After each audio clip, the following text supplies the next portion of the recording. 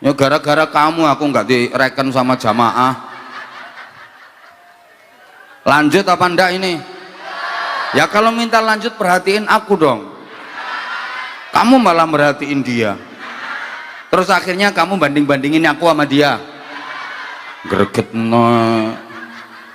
Aku tuh orangnya pencemburu. Allahumma sholli ala Muhammad.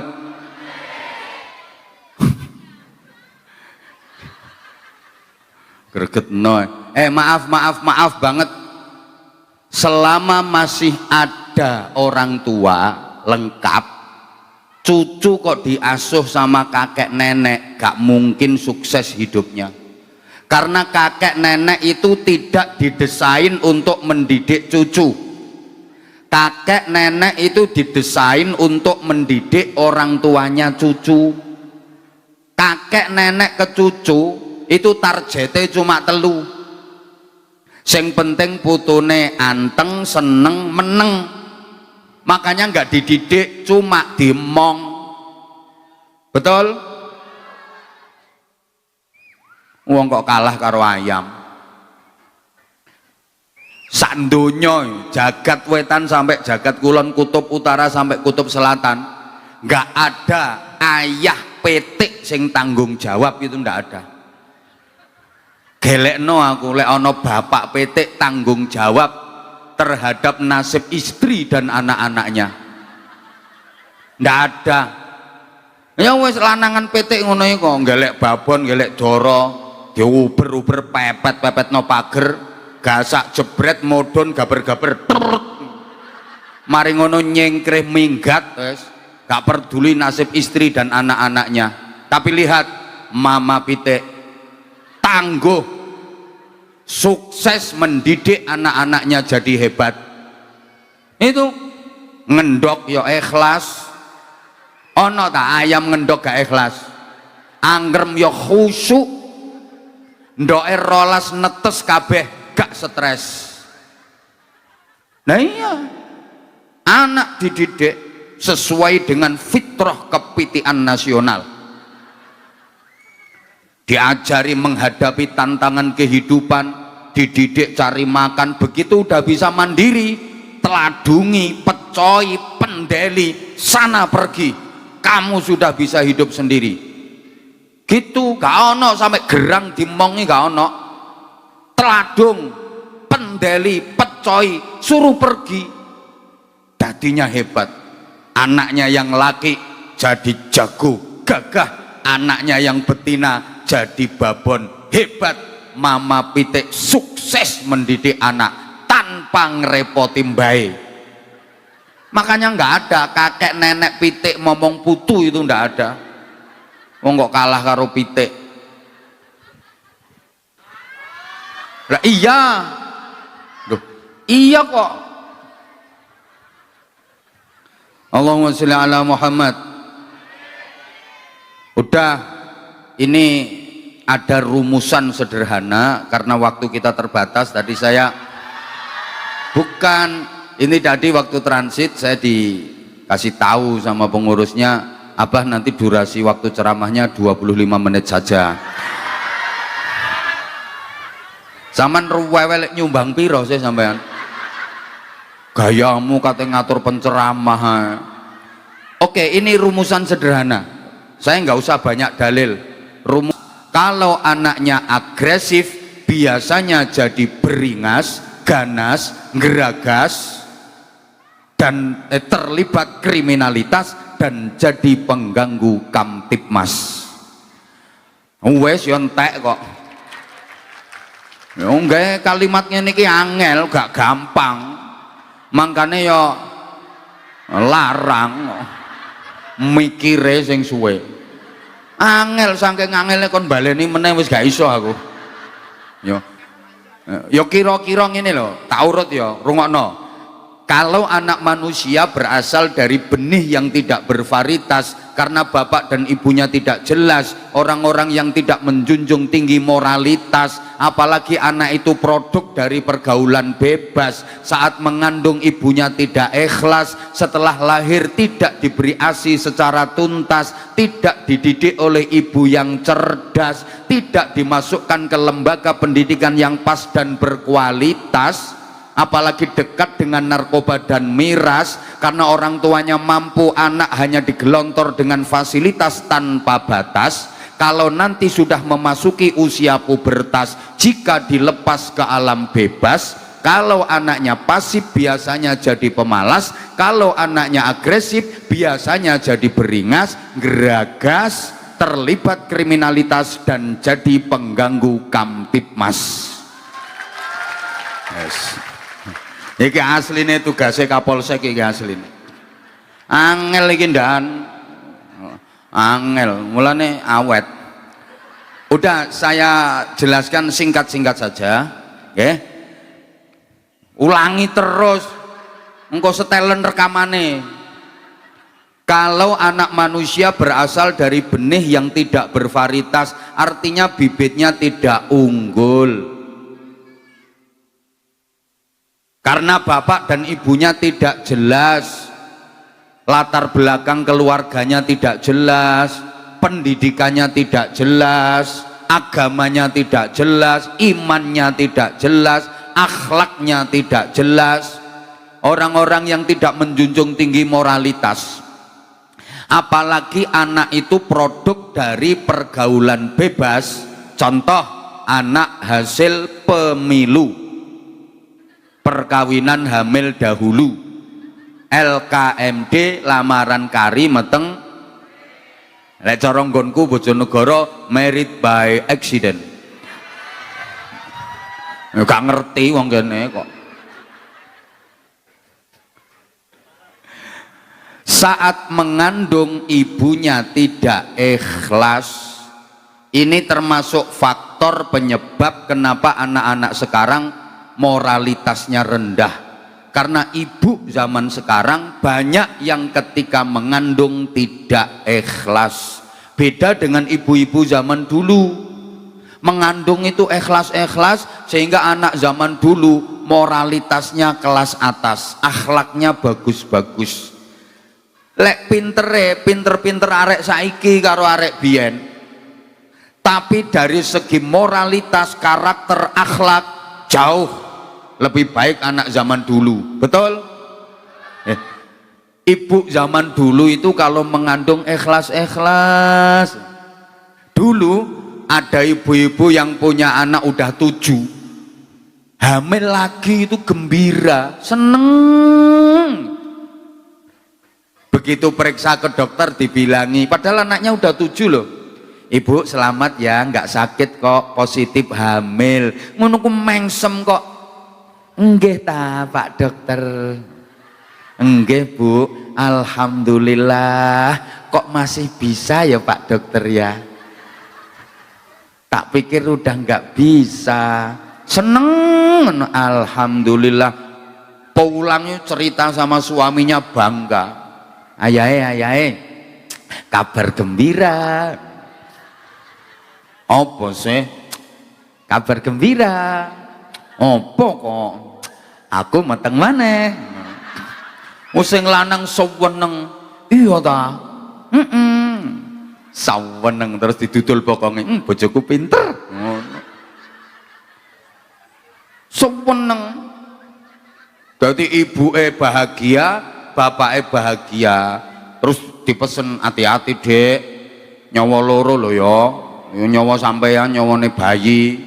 Ngomong sak ngomong ojo sembarangan, iku pengaruh ndongone bayi. Hati-hati. Mangan sak mangan ya gak oleh sembarangan. Wong meteng yo gak oleh mangan pacul, lenggis, ganco. Gak oleh ngerokoti koral. Gak oleh ngadeg nang isore amben. Lah iya ngono. Anak masih di kandungan nih loh, sudah disambut gembira oleh kedua orang tuanya. Ibu bahagia, bapake bahagia, ibu ridho, bapak ridho, alamat anak nyambung karo ridane Gusti Allah. Ridallah fi ridal walidain. Kalau kedua orang tua ridho, Allah ridho. Ini masih di alam rahim, masih di kandungan, udah disambut gembira, penuh ridho kedua orang tuanya. Ini alamat anak sambung sama ridho Allah. Sekarang kan enggak. Ada ibu punya anak baru 2, perutnya nggak enak, periksa ke dokter, habis periksa dibilangin nggak apa-apa kok bu, selamat ya, positif. Ngono ku gak guyu kok, malah kaget. Innalillahi wa inna ilaihi rajiun. Hamil dok? Iya mbak. Lah saya kok bisa hamil dok? Gak malah bingung dokternya. Ya mbuh lho sampean lapo ae ambek bojone kok malah takon kene. Ngono ku suwedi, kan saya sudah minum pil pak dokter. Udah minum pil kok masih hamil. Dijelasno to ambek doktere, ya mungkin ibu ngurutnya salah, harusnya ke kanan, itu ngurutnya ke kiri, ya kebrotolan bu. Sawedi ngono. Mulai ki kaya apa lek ngomong bapake iku, ya apa lek ngomong bojoku. Toto omah iku ya aku kate ngomong sama nojo mangkel yo. Lapo pokok temen sama nojo mangkel yo. Lapo sih? Aku meteng maneh. Hah? Lho kok iso meteng iki? Sing lanang yo ngono sisan. Lek wong liya kaget kok pantes. Lek wong sing petingkringan dekne kok. Pimpinan proyeke dekne nang. Kok iso meteng iki? Lepilmu gak kon nombe ta? Ya wis ya, tapi lek ku ngurut salah.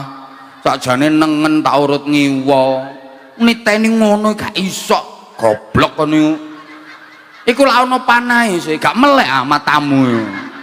Ngamuk-ngamuk. Kehadirannya itu seakan tidak diharapkan oleh orang tuanya. Anak lo sik nang kandungan, ibunya tidak mengharapkan, bapaknya tidak mengharapkan. Iki berarti bapak ibu gak ridho. Lah nek wong tuane gak ridho, Allah gak ridho, gak kira sambung ambek ridane Gusti. Ya kon dadi anak sing apik yo angel. Paham tak gak ngene iki?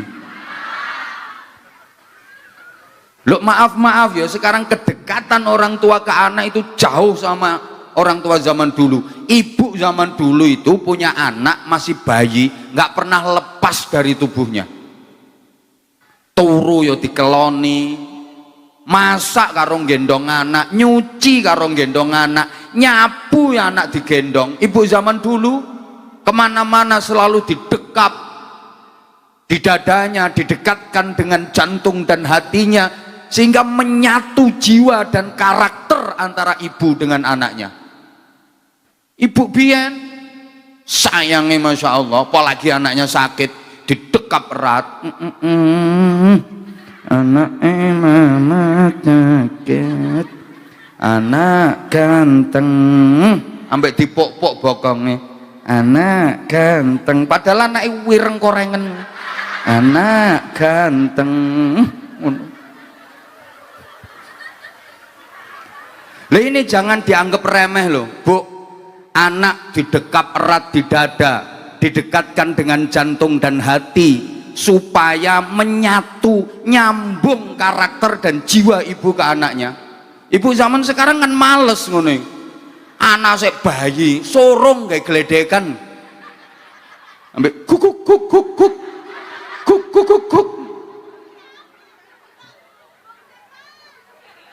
Lah disorong gledekan apa lek gak ngono? Engko lek nduk omah ibuke ya gak gelem gendong, digekno ayunan. Nggih mboten? Disorong sret, anake bondal bandul, ibuke tiktokan. Wonten mboten sing ngoten niku? Ana weruh aku saiki wonge kipas-kipas.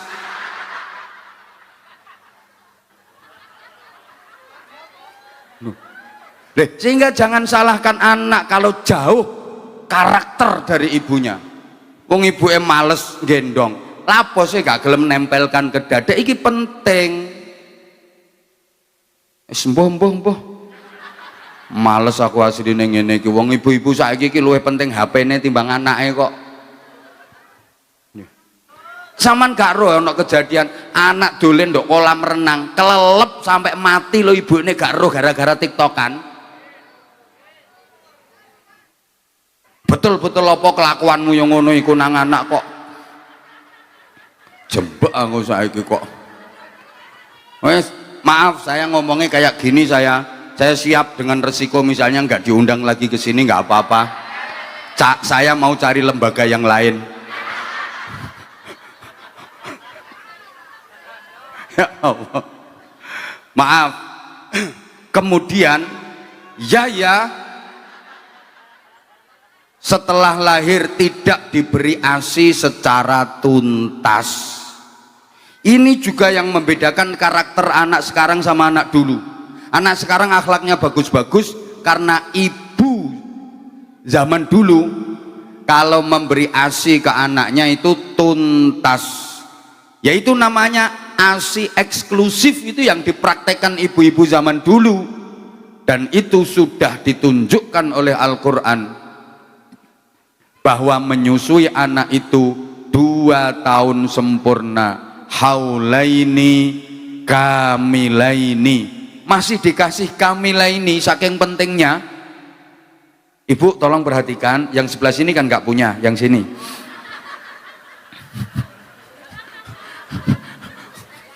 ya PMU ki masih disedot nggak diesel gak kira metu.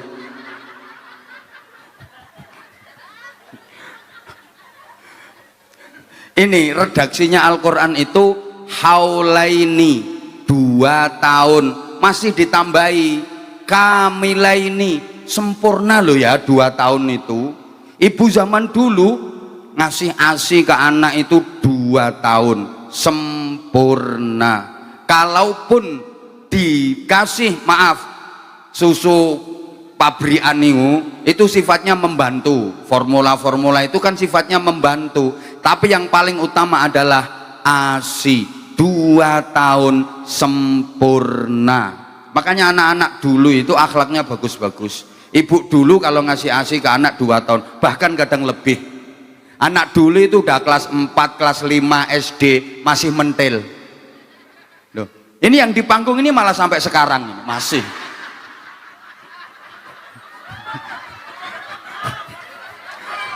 Ya semua ini sampai sekarang masih kebiasaan waktu kecil.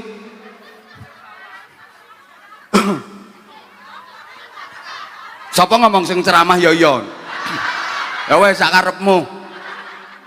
Makanya akhlaknya bagus-bagus. Anak sekarang mamanya cuma mau ngasih ASI kadang 2 bulan 3 bulan, habis itu stop, udah wes tukokno iku susu olahan nih, ngapunten, padahal itu susu sapi. Sorry ya, susu sapi itu untuk membesarkan pedet,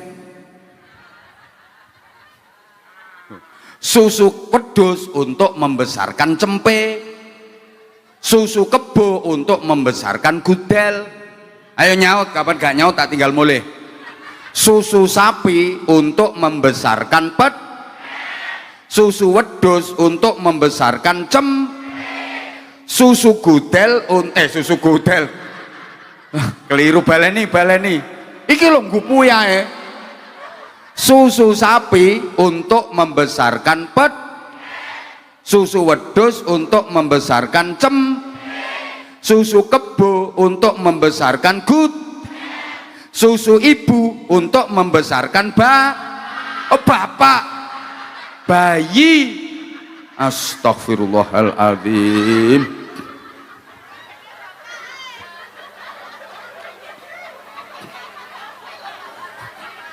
Lah sekarang banyak bayi yang tidak dibesarkan dengan susu ibu, tapi dibesarkan dengan unsur pembesar pedet. Sekarang banyak ibu-ibu yang ikut program sapinisasi. Lah rek disusoni susu sapi, gedene dadi anak ya anak wong. Ngomong iku sing ngurut ta. anak wong cuma disusoni. Mangkane wateke kaya sapi, dikongkon ngaji gak berangkat, ibune malah disundangi. Dikongkon sekolah ya mbaulet ae, bapakne diselentiki. Kongkon blonjo nduk toko ngarepe omahe nek jawab ya emoh. Apa persis matur suwun. Matur suwun, matur suwun. Ya ancene hasil susu sapi yang ngono iku. Saya itu sudah meniteni dan menengeri. Rungono toh sayang, kalau sama sekali nggak dikasih ASI, murni hanya dikasih maaf susu sapi, anjene koyoke areke ya sopwehat, pletik koyo lincah nang cekelane watos anjene balungan pedet, koyo lincah nang lho temen. Ana tangga sampean sing makne gak gelem ngemiki balas dikeki susu sapi tok, demeken kok watos ngancene balungan pedet, tapi wateke gak kenek diluk, pangil tuturane. Lho mangkane nduk ngene Quran iku rungokno, kalau ibunya berhalangan, udzur atau sakit yang secara medis memang nggak boleh memberikan ASI ke anaknya, caranya gimana? Disusukan ke orang lain, ke ibu yang lain, bukan ke sapi yang lain, bukan ke wedhus yang lain. Sehingga dalam Islam ada hukum rodok, saudara sesusuan. Saking pentingnya, kalau ibunya misalnya sakit atau meninggal, atau ya udzur syar'ilah nggak bisa mementili, nggak bisa itu. Disusukan ke ibu yang lain. Aku ku heran kok ibu-ibu saiki do kemenyek-kemenyek. Lapo sih adik gak gelem? Ngono lek lapo? Demi anake dhewe gak oleh. Lek pane kok dikekno. Gregetno aku ngene. Lho ini soalnya penting. Ini pembentukan karakter. Sepurane aku ngomong rada kasar. Ling-lingen niku. Hoi. Paham tak gak ini? Iku penting iku, mulane kadang anak sampai stunting lah, gizi buruk lah, ibune sing oon. Iku didesain ngono ambek Gusti Allah, nyumbere iku sampai 2 tahun, malah sehat lek digawe ngono iku. Ngono lho, woi. Lek gak digawe ngono iku, wis nggarakno kena kanker payudara, macem-macem ya perkara gak gelem ngemiki iku. Kadungane mentek-mentek bledos karoan. Gregeten aku. Emosi aku. Gak moh nek iki aku moh kon sabar aku. Moh aku kon sabar nih. Iki soalnya penting, Bu. Lah lapo iki Qur'ane lho haulaini kamilaini. Kon sabar ya apa sih? Gara-gara iku arek-arek terus tuturane angel. Ngerti ya, Mbak? Wes, terus saiki tidak dididik oleh ibu yang cerdas. Saya ulang, tidak dididik oleh ibu yang cerdas. Maaf, pendidik anak itu ibu, bukan bapak. Sorry bro, kita sama-sama laki-laki, kita harus fair, kita harus jujur. Pendidik anak yang utama itu bukan bapak tapi ibu. Al-ummu madrasatul ula. Ibu adalah madrasah, lembaga pendidikan pertama dan paling utama bagi anak-anaknya. Bapak cuma panitia. Duh, karena memang laki-laki dengan perempuan itu kalau sudah punya anak karakternya beda. Perempuan kalau udah punya anak lebih kuat nalurinya sebagai ibu daripada sebagai istri. Beda dengan laki-laki, kalau punya anak lebih kuat nalurinya sebagai suami daripada sebagai bapak. Ini kalau gak dijelaskan juga gak paham, soalnya sing teko iki wonge ayu-ayu tapi perempuan itu kalau udah punya anak lebih kuat nalurinya sebagai ibu daripada sebagai istri. Dia akan lebih menikmati profesi sebagai ibu daripada profesi sebagai istri, maka dia lebih memprioritaskan anak ketimbang suami. Betul Bu? Betul Bu?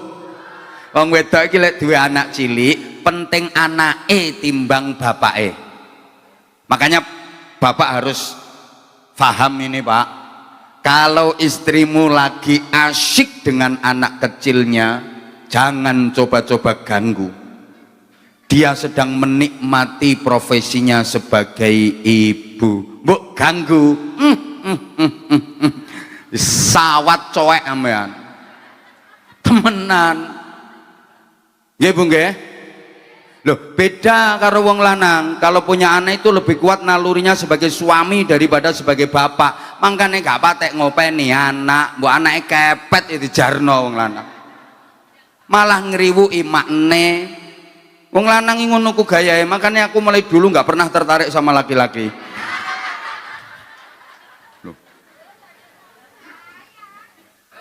Contoh konkret, ada perempuan ditinggal mati suami. Ayo, ana wong wedok ditinggal mati bojo. Duwe anak cilik-cilik telu. Sing dipikirno sapa? Anak, gedhekno anak, ndidik anak. Ngono, wong lanang ditinggal mati bojo, duwe anak cilik-cilik telu, sing dipikir apa?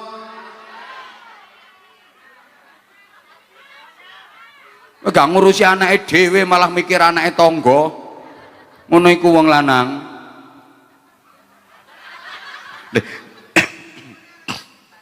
Sapa ngomong pengalaman pribadi? Sehingga pendidik anak itu ibu, bukan bapak. Sorry, anjane bapak itu gak telatenan. Ibu itu loh, anak masih sakit kaya apa, telaten, sabar, cup sayang, cup sayang, masong gendong ket mulai isuk sampai tengah wengi, sabar kadek murang-muring. Wong lanang, anak awake panas, digendong rewel adek kerencalan ngono, meneng gak meneng tak banting kon kok. Gak sabar wong lanang. Jadi pendidik anak itu ibu, tolong perhatikan, makanya kalau pengen anak kita hebat, sukses, anak-anak kita membutuhkan 3 ibu dan cukup 1 bapak saja.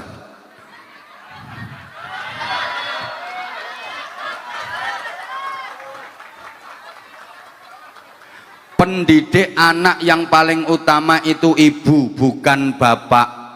Makanya kalau pengen punya anak yang hebat, sukses, anak-anak kita membutuhkan 3 ibu dan cukup 1 bapak saja. Nggak boleh marah. Dasarnya apa? Ada sahabat bertanya kepada Rasulullah, ya Rasulullah, siapakah di dunia ini yang paling wajib aku hormati, paling wajib aku berbakti kepadanya? Ummuka, ibumu. Siapa lagi ya Rasulullah? Setelah itu ummuka, ibumu. Kemudian siapa lagi ya Rasulullah? Setelah itu ummuka, ibumu. Ummuka, ibumu, ibumu. Berapa ibunya? Berapa ibunya? 3. Kemudian setelah itu siapa ya Rasulullah? Abuka, bapakmu. Bapaknya berapa? Ibunya berapa?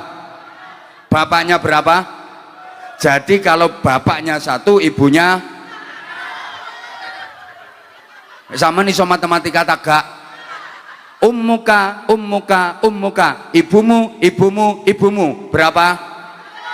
Oh budek iki. Apa sampe anake sing jawab, Pak? Nakalan. Ummuka, ibumu. Berapa? 3. Abuka, bapakmu. Berapa? Bapaknya berapa? Ibunya berapa? Jadi kalau bapaknya 1, ibunya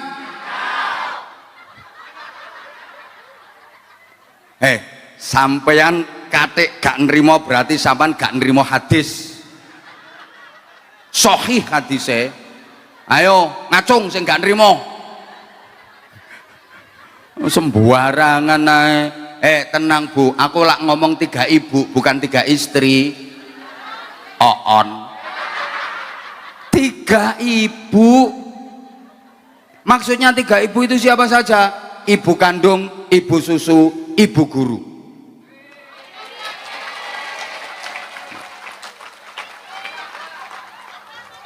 Loh iya, anak kita supaya hebat, sukses membutuhkan 3 ibu. Ibu kandung, ibu susu, ibu guru. Ibu kandung yang mengandung dengan ikhlas, ibu susu yang menyusui secara tuntas, ibu guru yang mendidik dengan cerdas. Ketika anak memasuki usia emas, pasti anak hebat, sukses dan berkualitas. Ya kata-kata ini ki angel, gak gampang. Makanya ya pengen murah bojomu kon ceramah. Larang murahnya tergantung kualitas. Ngono. Nah, dan 3-tiganya bisa diperankan dengan hebat oleh perempuan yang bernama ibu. Perempuan mampu menjadi ibu kandung yang ikhlas. Perempuan mampu menjadi ibu susu yang tuntas. Perempuan mampu menjadi ibu guru yang cerdas. Lapo sampean melu-melu keploki lapo wong lanang. Ibu kandung ikhlas, perempuan mampu 9 bulan lebih. Masya Allah, wong lanang gak kira mampu. Loh, berat toh Pak, sampean gak mikir wis abote ngono, bahane sik ditambahi ae. Berat. Wak baru hamil muda aja udah Masya Allah sakitnya luar biasa. Muntah kering. Ya muntah itu kalau biar keluar lega. Lah perempuan hamil muda itu muntah nggak keluar apa-apanya Pak.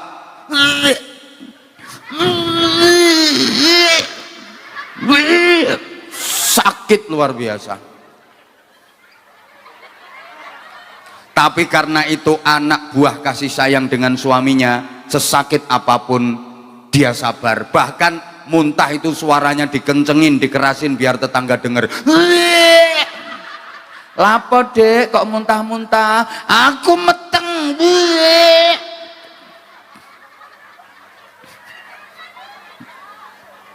Semakin lama semakin besar dan itu semakin berat. Abot Pak, gak kena diselehno.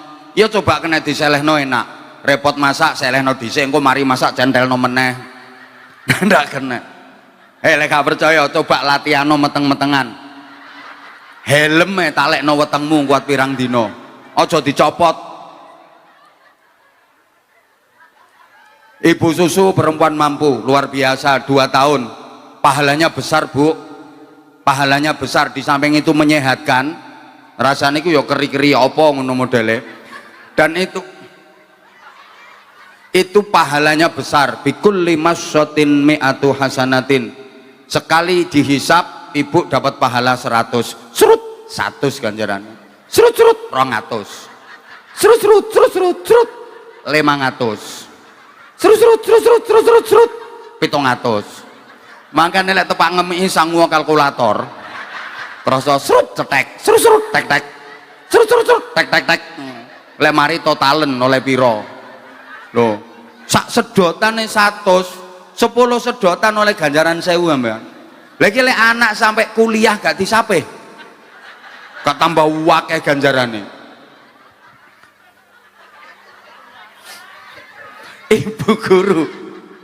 Ibu guru wanita mampu menjadi guru yang baik bagi anak-anaknya. Sekali lagi, ibu kandung, ibu susu, ibu guru, ini semuanya mampu diperankan oleh perempuan yang bernama ibu.